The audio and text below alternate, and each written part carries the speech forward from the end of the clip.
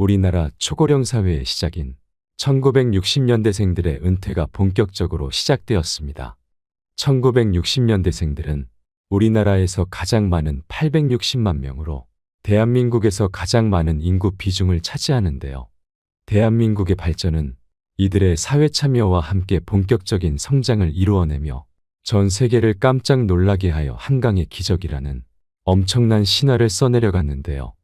그렇게 열심히 일한 1960년대생들의 대규모 은퇴가 진행되고 있습니다.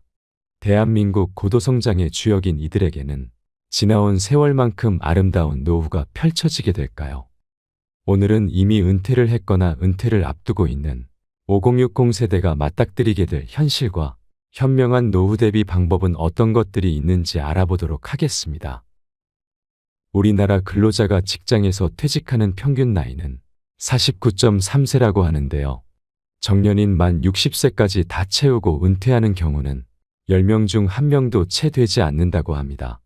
청년 시절부터 정년인 60세까지 일하고 퇴직하는 분들의 경우라면 부자는 아니더라도 연금을 꾸준히 납입해왔고 정년까지 다녔으니 그래도 노후 준비에 있어 사정이 그나마 나은 편입니다. 그러나 요즘 사오정이라는 말도 있듯이 45세를 전후해서 본인 의사와는 상관없이 희망퇴직을 당했거나 일찍 은퇴를 한 경우라면 상황은 정말 어렵다고 봐야 합니다. 회사 사정에 떠밀려 쫓기듯 은퇴한 경우에는 꽤 이른 나이임에도 불구하고 괜찮은 직장을 다시 구해서 재취업하기란 하늘의 별 따기만큼이나 어려운데요. 회사에 다닐 때 아무리 열심히 일했고 노하우가 있고 높은 위치에 있었더라도 재취업할 때 별로 도움이 되지 않는 경우가 대다수입니다. 왜냐하면 젊은 신입사원처럼 일을 편하게 시킬 수 있는 나이도 아니고 관리자급으로 뽑기에도 피라미드 구조상 경쟁이 치열하기 때문에 내가 선택받기란 매우 어렵습니다. 그렇게 열심히 발로 뛰어다니며 여기저기 닥치는 대로 이력서를 넣어서 운 좋게 재취업에 성공하더라도 이전 직장에서 받던 월급을 기대하는 것은 무리입니다. 또한 이 시기에는 자녀들이 아직 독립하지 않고 공부하는 시기라서 돈 나갈 일이 여전히 많습니다. 그리고 내 집 하나 마련하자고 대출받은 아파트 대출금도 아직 갚아야 할 기간이 많이 남은 경우가 대다수입니다. 우리와 비슷하게 고령화가 심각한 옆나라 일본과 비교해보면 두 가지 면에서 큰 차이점이 있다고 하는데요. 첫째는 일본은 연금 제도가 우리나라보다 많이 앞서 시작되었고 시스템 또한 잘 되어 있어 노후에 연금을 받아 아꼈으면 그럭저럭 생활이 가능한 수준이라고 하나 우리나라는 국민연금만으로 노후 생활비를 감당하기엔 너무 어렵다고 합니다.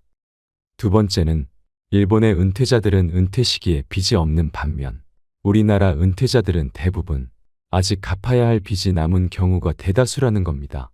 따라서 은퇴 후에도 남은 대출금과 자식들 뒷바라지가 아직 끝나지 않은 상황에서 많은 사람들이 노후 생활비가 부족해진다고 합니다. 그래서 주 일자리에서 은퇴했더라도 주로 70대 중반까지는 무슨 일이라도 하고 싶어 한다는데요. 대기업에 다니다 은퇴했더라도 노후 준비가 제대로 되어 있지 않아서 본인 생각과 다르게 생활에 어려움을 겪는 사람들도 많다고 합니다. 요즘 60년대생들을 부르는 말이 있다고 하는데요. 부모를 마지막으로 부양해야 하는 세대이자 자녀에게 부양받지 못하는 처음 세대라고 해서 마처 세대라고 부르기도 한다는데요. 그만큼 60년대생들의 뼈아픈 현실을 그대로 반영한 말이 아닌가 싶어 마음이 참 무겁습니다. 최근 고물가와 고비용이 이어지면서 충분히 준비했다고 자신하며 퇴장했던 은퇴자들조차 불안에 떨기 시작했다고 하는데요. 근심 걱정 없이 건강하고 행복한 노후를 보내려면 어떻게 준비해야 할까요? 대한민국 경제발전의 주역들이었던 5060 세대의 불행한 노후를 막기 위해 은퇴 이후 무엇을 준비해야 하는지 4가지 방법에 대해 알려드리겠습니다. 첫째, 은퇴를 최대한 미루어야 합니다. 은퇴 후 자산을 축적하는 방법은 2가지입니다. 투자 금액을 늘리거나 소득 기간을 늘리는 것인데요. 투자 금액을 늘리는 방법은 주식이나 부동산 등 재테크를 통해 축적된 자산을 늘리는 것인데 은퇴 후에는 아무래도 현역 때보다 재테크 센스가 떨어지거나 리스크가 너무 커서 위험할 수 있기 때문에 차라리 소득 기간을 연장하며 은퇴를 최대한 미루어 생활비를 해결하는 방법이 났습니다. 다소 소득이 낮은 일자리로 옮기더라도 직장 생활을 지속하는 것이 목표가 되어야 합니다. 이런 방법이 은퇴 후 급격한 소득 절벽을 막을 수 있습니다. 두 번째는 현재의 소비가 합리적인지 점검해야 합니다. 은퇴 후 더 이상 근로소득이 발생하지 않으면 소비를 할 때 은퇴까지 축적한 자산이 점점 줄어드는 구조가 되는데요. 여기서 생활비보다 많은 소비를 이어온 분들이라면 은퇴 이후 빈곤층으로 전락하지 않기 위해서 월 소비 패턴을 점검하고 다시 계획해야 합니다. 이것을 통해 과감하게 줄일 수 있는 것들을 줄여나가거나 합리적으로 조절해야 합니다. 세 번째는 현재 거주하는 주택은 자산이 아니라고 생각해야 합니다. 65세 이상 고령자 가구의 순자산액은 3억 5천만 원 정도인데 그중 약 80%가 본인 소유의 거주주택에 묶여 있어 하우스 푸어인 사람들이 많다고 합니다.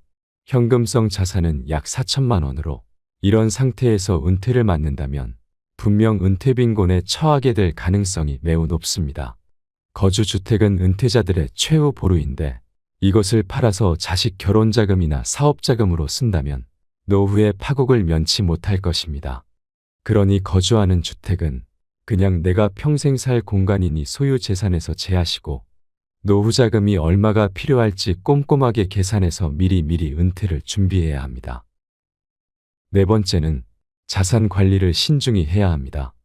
요즘 은퇴하신 분들 중에 은행 예금 금리가 너무 낮다며 만족스럽지 못해 리스크가 너무 큰 주식 투자나 위험한 코인 투자에도 거침없이 달려드는 것을 볼 수 있습니다.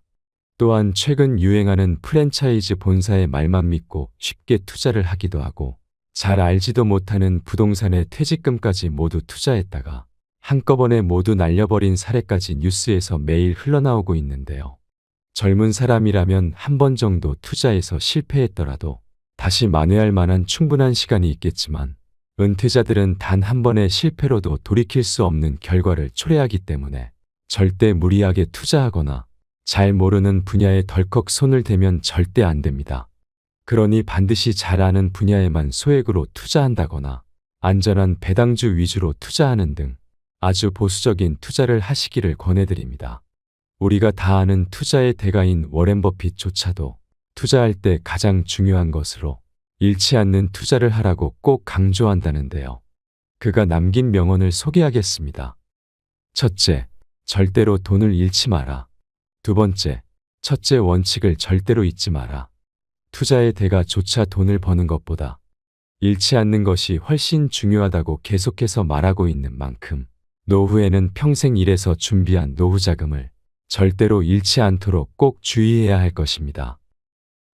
마지막으로 한 가지 더 말씀드리자면 은퇴 후 가장 중요한 것은 누가 뭐래도 건강입니다. 건강은 건강할 때 미리미리 챙겨야 합니다. 한번 잃은 건강은 다시 되찾기 매우 어렵습니다.